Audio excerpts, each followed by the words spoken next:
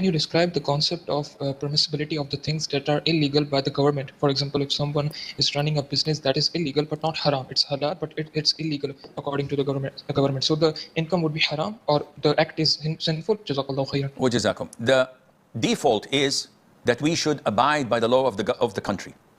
If the Muslim ruler says you have to do this, it's an Islamic duty to obey him because he's Muslim.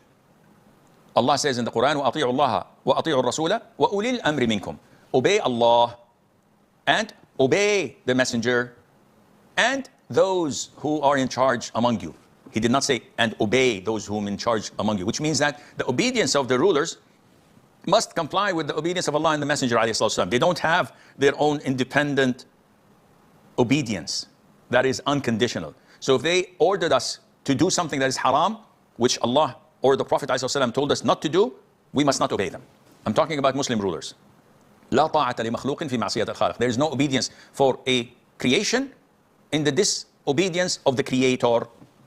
Now, if the ruler is not a Muslim, I live in a non-Muslim country, well, I have to abide by the law because we're not living in a jungle. There are rules and regulations. There is a visa that I have signed on to respect the laws of the country and so forth.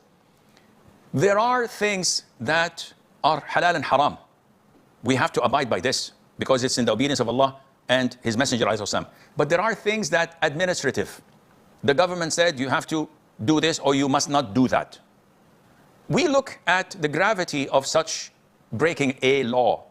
If the law breaking it is normal, so if you cross the speed limit by 10 kilometers, we will fine you X amount of riyals or dollars.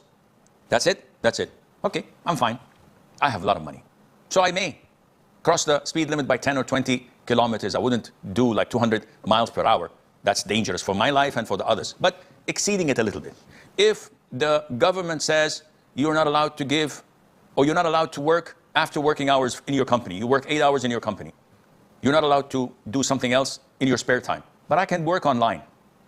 I could do things online. And I'm not harming anyone. Yeah, but this is illegal.